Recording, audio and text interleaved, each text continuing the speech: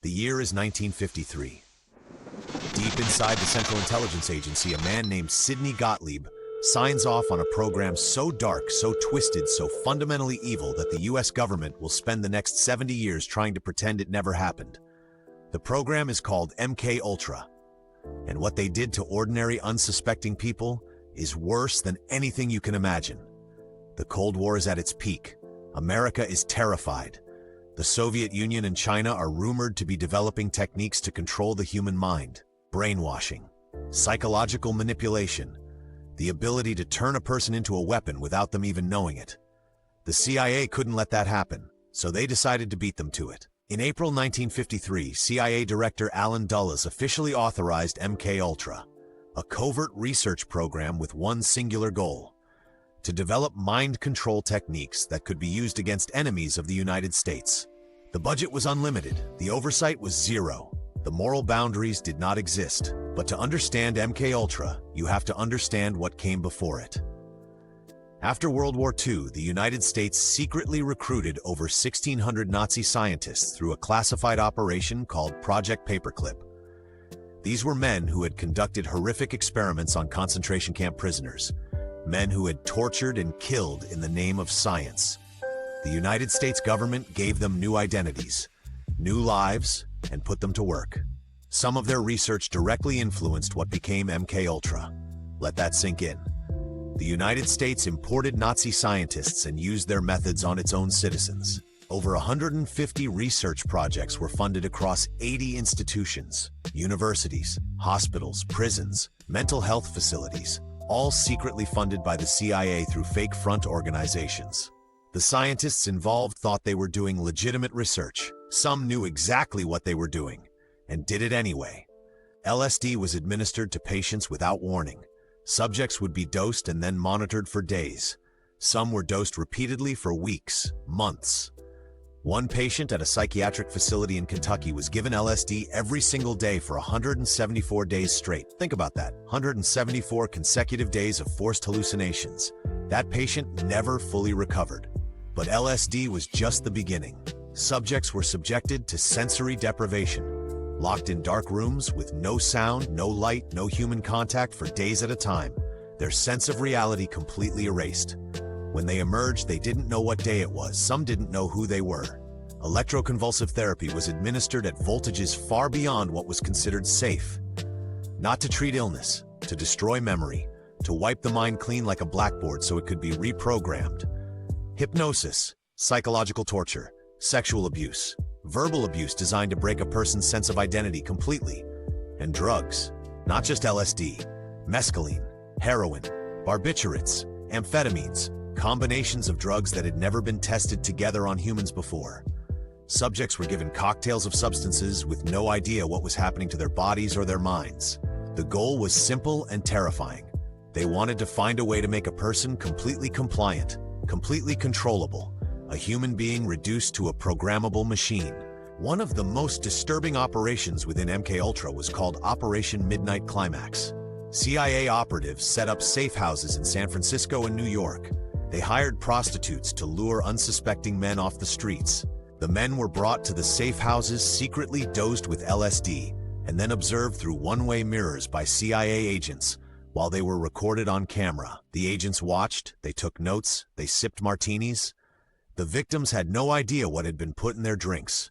No idea they were being watched. No idea that the United States government was conducting experiments on them. Some of those men were never the same again. Some had complete psychological breakdowns. Some were never identified. Their families never knew what happened to them. Operation Midnight Climax ran for years. The CIA considered it a success. Frank Olson was a U.S. Army biochemist working on biological weapons research. In November 1953, he attended a CIA retreat in Maryland. During the retreat, Sidney Gottlieb secretly spiked the drinks of several attendees with LSD without telling anyone. Frank Olson had a severe psychological reaction. He became paranoid, deeply disturbed. He told colleagues he wanted to leave the CIA, that he had seen things that deeply troubled him, that he couldn't continue. He was taken to New York to see a doctor. He was placed in a hotel room on the 13th floor. 9 days after being secretly dosed with LSD, Frank Olson fell from the window of that hotel room. He was 43 years old. The CIA told his family it was suicide. They lied. In 1994, Frank Olson's body was exhumed. Forensic experts found evidence of blunt force trauma to the head, consistent with being knocked unconscious before going through the window. Frank Olson didn't jump. He was pushed. His son Eric has spent decades fighting for the truth.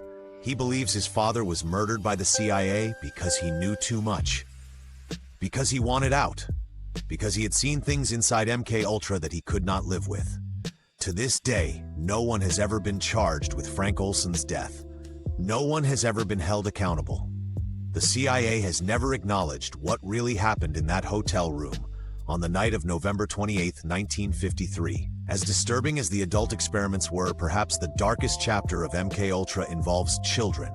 Yes, children.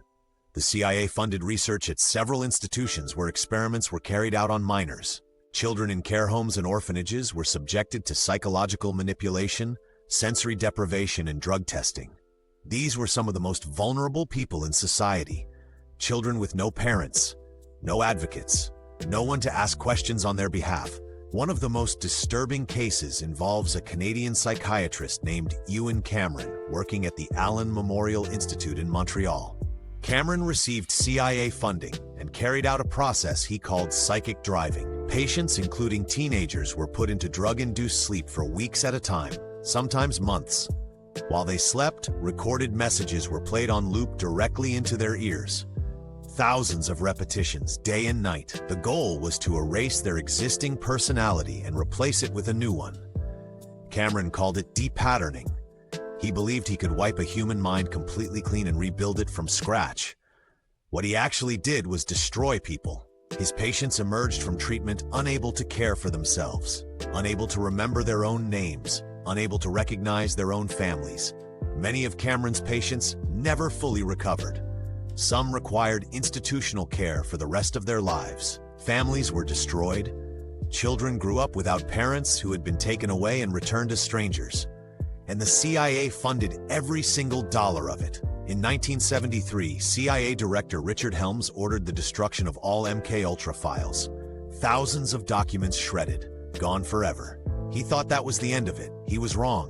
In 1977, a CIA employee discovered a cache of 2,000 documents that had been misfiled in a financial records building and missed the destruction order. Those documents blew the lid off everything. Senate hearings were held. The Church Committee investigated. Americans watched in horror as the full scale of what their government had done was revealed.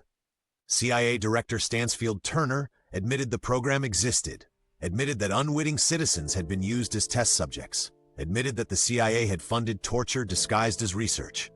The public was outraged. Politicians demanded accountability. Victims came forward. Families demanded answers. And then almost nothing happened. No one went to prison for MK Ultra. Not one person. Sidney Gottlieb, the man who ran the program, who ordered the experiments, who spiked Frank Olson's drink, retired quietly. He moved to a farm in Virginia. He tended goats. He practiced folk dancing. He died in 1999 at the age of 80. He was never charged with a single crime. Some victims received small financial settlements. Most received nothing. No apology. No acknowledgement. Nothing. The CIA released a statement saying the program had been a mistake, a product of its time, that safeguards now existed to prevent such abuses from happening again. They said sorry. And that was it. The full truth about MK Ultra has never been told. Thousands of documents were destroyed. The 2,000 that survived represent only a fraction of what actually happened. There are sub-projects within MK Ultra that remain classified to this day, programs that have never been publicly acknowledged, experiments that have never been described, victims who were never identified, who disappeared into the system and were never seen again. We know MK Ultra happened. We know it was monstrous, but the full picture, the complete truth of what the CIA did to its own citizens, died in a shredder in 1973. The techniques developed and refined during MK Ultra have been documented in U.S. military interrogation programs decades later. Guantanamo Bay detainees described methods that bore a striking resemblance to MK Ultra experiments.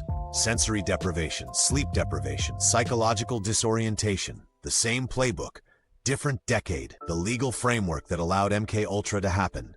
Unaccountable government agencies operating in total secrecy with unlimited budgets and zero oversight still exists today, has never been dismantled, has never been fundamentally reformed, and the fundamental question that MK Ultra raises has never been properly answered. If your government did this to its own people in 1953, secretly, systematically, for 20 years, using Nazi scientists, experimenting on children, murdering people who wanted to speak out, and then tried to destroy every piece of evidence that had ever happened, what makes you think they stopped?